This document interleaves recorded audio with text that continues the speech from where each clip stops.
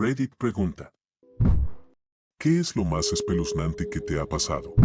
Mi ex esposo le debía dinero a su traficante de drogas, y una noche, él irrumpió por la puerta principal cuando yo estaba sola en casa. Gracias a Dios, mis hijas no estaban ahí. Apenas tuve tiempo de esconderme en mi vestidor, enterrándome bajo una enorme pila de mantas. Lo escuché gritar mientras destrozaba la casa, hablando por teléfono con alguien y jurando que los iba a joder en cuanto los encontrara. Tenía mi teléfono conmigo y, como en una mala película de terror, llamé al 911 susurrando por ayuda.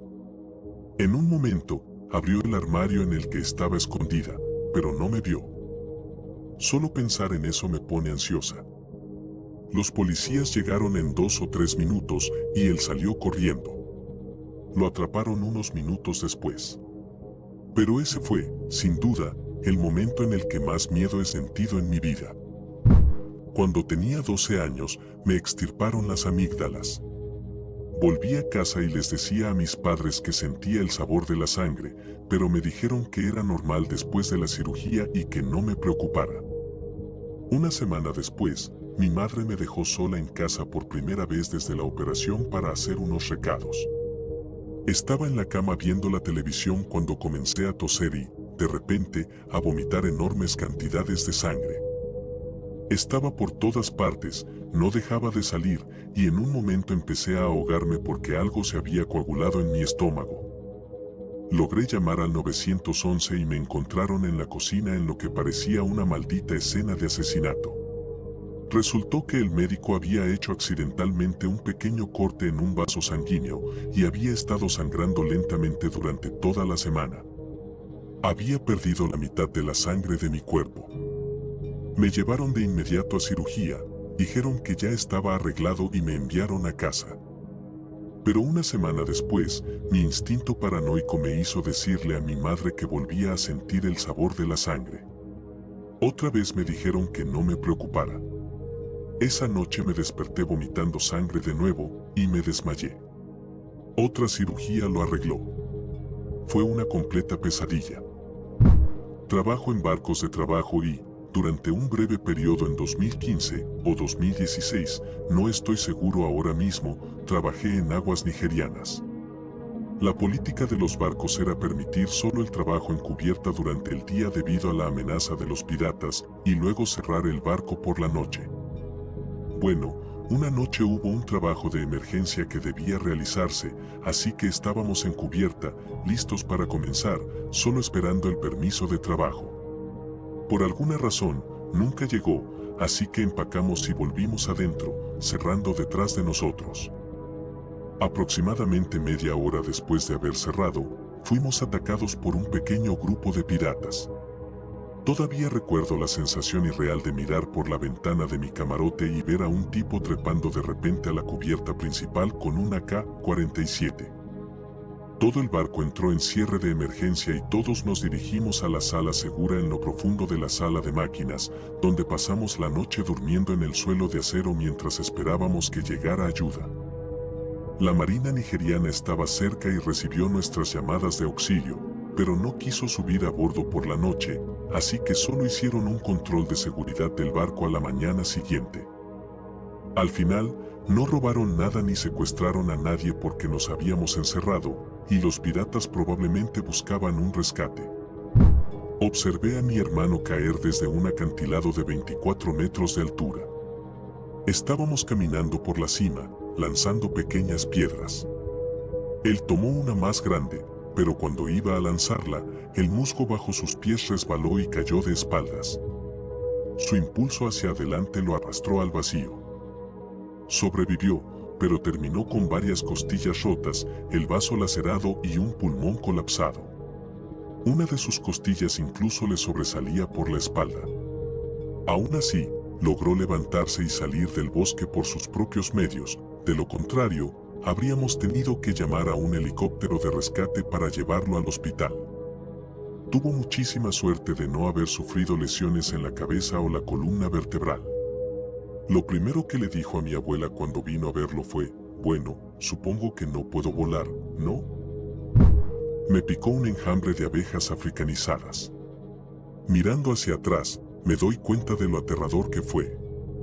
En aquel entonces, vivía fuera de la red en una propiedad que ayudé a construir con mis suegros. Un día, mi suegro, llamémosle Richard, me preguntó si quería ganar unos dólares limpiando un depósito de chatarra de unos tipos.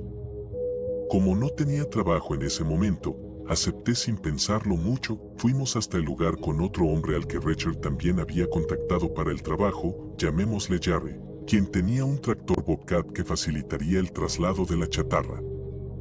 Llevábamos unos 30 minutos trabajando cuando, de repente, escuché a Jerry soltar un largo y desesperado "mierda santa" y saltar del Bobcat como si estuviera en llamas. Yo estaba a unos 20 o 30 pies de distancia y Richard aún más atrás. Jerry comenzó a correr a toda velocidad, agitando los brazos y gritando vulgaridades que ni siquiera sabía que existían. En ese momento no entendía qué estaba pasando. Corrí hacia él para ayudarlo, pero justo cuando estaba por alcanzarlo, sentí la primera picadura en mi brazo. Me detuve y miré hacia abajo. Una abeja estaba tratando de liberarse de mi piel sin éxito. Antes de que pudiera procesar lo que estaba ocurriendo, sentí otra picadura, luego otra y otra más. El dolor aumentaba y me di cuenta de que estaba rodeado por un enjambre furioso. Entré en pánico y empecé a correr, pero pronto comprendí que no puedes huir de una abeja, mucho menos de un enjambre entero. Fueron los peores segundos o minutos de mi vida. Corría como loco, agitando los brazos, sintiendo picaduras en casi todo el cuerpo, excepto en los ojos. Fue en ese momento cuando realmente sentí miedo de morir. Para resumir, logré llegar hasta mi auto y vomité religiosamente durante todo el viaje de regreso a casa. Estuve mareado e hinchado durante varios días. Fue una experiencia horrible. Solía trabajar instalando falsos techos y, en una ocasión, tuve que hacer una ampliación grande en una escuela para niños sordos que ya tenía fama de estar embrujada. Un sábado, mi jefe y yo decidimos ir a trabajar porque, si alguna vez has estado en construcción, sabes que es genial estar solo en el lugar y no tener que lidiar con otros 10 equipos. Así puedes hacer en un día lo que normalmente tomaría 2. Todo iba bien, pero hubo un momento en el que la situación nos asustó tanto a mí como a mi jefe, que en ese entonces tenía unos 50 años y yo alrededor de 40. Comenzamos en extremos opuestos de un pasillo largo con la intención de encontrarnos en el centro. Durante una hora, estuve trabajando en mi primera habitación, mientras que Kenny, mi jefe, en lugar de empezar en el otro extremo del pasillo, se quedó en la habitación de al lado. No le di importancia. Cuando terminé y fui a la habitación de al lado antes de salir a fumar, me di cuenta de que Kenny no estaba ahí. Sin embargo, al final del pasillo vi algunas de sus herramientas y, en ese momento, un escalofrío me recorrió el cuerpo. Era evidente que Kenny había estado en la habitación de al lado, pero de alguna manera ahora estaba a casi 50 metros de distancia. Caminé hasta donde estaba y le pregunté si había venido hasta aquí hace un momento. Él mencionó algo sobre haberme visto trabajando en la habitación justo enfrente de él. En ese momento, tanto sus ojos como los míos se dirigieron instintivamente a la puerta de la habitación en la que estábamos. Fue extraño, como si algo se moviera en mi visión periférica, pero no podía describirlo. Kenny me miró con una expresión que lo decía todo: vámonos de aquí. Dejamos todas nuestras cosas ahí y nunca más trabajamos solos en ningún sitio. Han pasado casi 15 años y todavía se me pone la piel de gallina cuando lo recuerdo. Hasta los ojos se me llenan de lágrimas. Pasaron más cosas raras en esa escuela, pero creo que con esto ya te das una idea. También viví en una casa bastante espeluznante, pero esa es otra historia. Ja ja ja. Cuando tenía unos 9 o 10 años, había un supermercado abandonado al que mis amigos y yo solíamos ir a curiosear y pasar el rato. Un día, se nos ocurrió una forma de trepar hasta una rejilla donde las placas del techo se habían podrido, dejando colgando una celosía de extrusión de aluminio. Mientras subíamos, de repente me di cuenta de la locura de la situación. Aquella celosía estaba sostenida apenas por un alambre de 1 milímetro de grosor, asegurado en ambos extremos simplemente con un par de giros. La extrusión era solo una barra en T de unos 2 a 3 centímetros de ancho que en cualquier momento podía doblarse bajo nuestro peso. Y allí estábamos, 5 niños encaramados a más de 30 metros de altura, sobre estanterías rotas, fragmentos de vidrio gigantes y un montón de escombros. He tenido más momentos en los que he desafiado a la muerte, pero este siempre vuelve a mi mente. Honestamente, todos deberíamos haber terminado como en uno de esos anuncios de servicio público de los 90. Un miembro de mi familia tenía una piscina profunda y redonda, de unos 4 metros de profundidad y el mismo diámetro. Mi hermano mayor había establecido un récord, nadar 15 veces de pared a pared en el fondo antes de salir a tomar aire. Decidí intentar superarlo. Me preparé bien. Me colgué del borde de la piscina durante al menos 3 minutos para saturar mis músculos de oxígeno. Luego, me sumergí y comencé a rebotar entre las paredes mientras mi cuñada contaba las vueltas desde la superficie. 5 vueltas. 9, en la 10, empecé a sentir el dolor por la falta de oxígeno. 12 vueltas. Apareció esa sensación sofocante, mi cuerpo se sentía caliente, los dedos me hormigueaban. 14 vueltas. Pensé, no hay manera de que me rinda ahora. Voy a ignorar mis instintos esta vez. Di 2 vueltas más y llegué a 16. Pero de inmediato, me invadió el miedo. ¿Tengo la fuerza suficiente para impulsarme hasta la superficie? ¿Alguien saltará a rescatarme si no lo logro?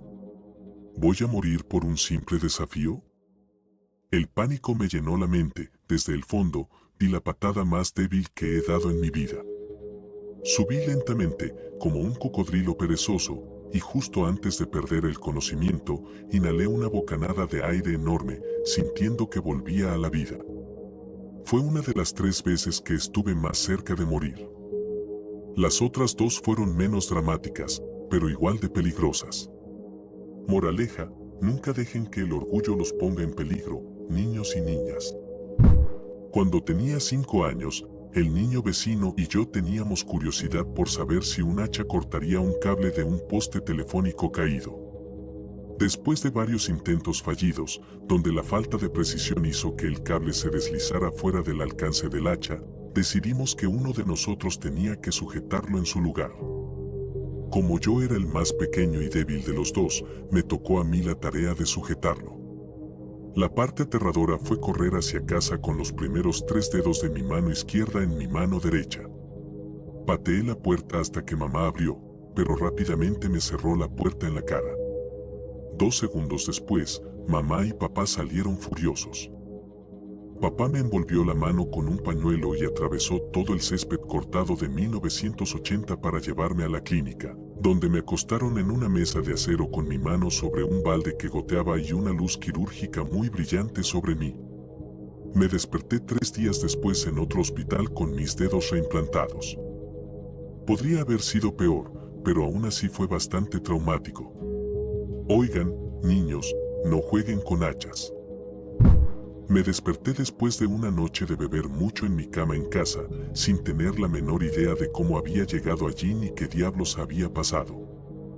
Fui al baño a vomitar y no podía parar, no podía respirar porque estaba tan enfermo, pero mi nariz estaba tapada por un resfriado que tenía, así que no podía respirar ni por la boca ni por la nariz. Empecé a entrar en pánico porque literalmente no sabía qué hacer y pensé, joder, esta es la forma más estúpida de morir.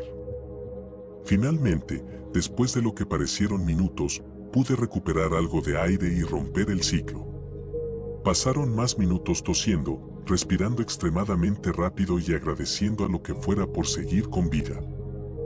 Desearía poder terminar la historia con nunca volví a beber o incluso simplemente nunca volví a beber tanto, pero no me enseñó la lección que probablemente debería haberme enseñado, al menos no de inmediato.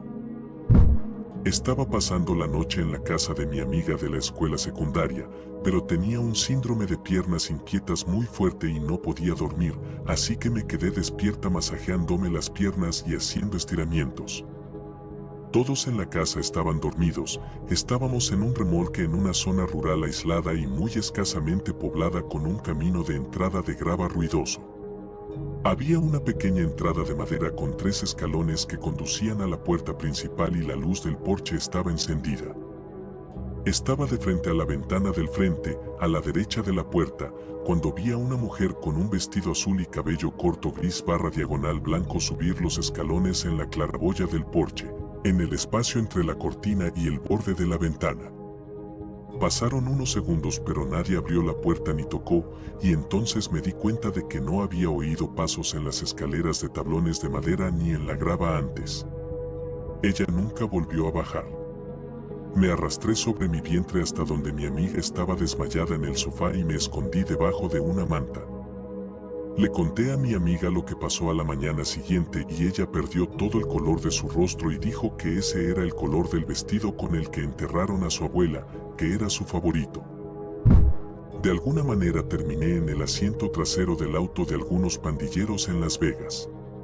Un amigo me recogió en el aeropuerto, él y 3 tipos más en el auto. Me subí y comenzamos a conducir hacia el sur. Conocía a mi amigo y sabía que se estaba metiendo en problemas, pero el plan era que me recogería y conduciríamos hasta nuestra ciudad natal. No tenía idea de quiénes eran estos tipos, a dónde íbamos, nada. Aproximadamente a la mitad del viaje, el tipo en el asiento delantero dijo "estamos bien" y le entregó una maldita Uzi envuelta en una toallita al tipo que estaba sentado a mi lado. Hice un par de bromas para demostrar que sabía que estaban haciendo algo raro, y cuando llegamos a su lugar, al menos parecieron tocarme un poco. Llegamos a su casa y ahí estaban, un Audi R8 y un Hellcat estacionados en el césped de tierra de la casa más loca de Las Vegas. Entramos y, en la sala de estar, una pared entera estaba llena de ladrillos gigantes de Mari, y había un tipo que bien podría haber sido Héctor con la campana de Breaking Bad, con una escopeta en su regazo, sentado en el medio de la habitación en su silla de ruedas.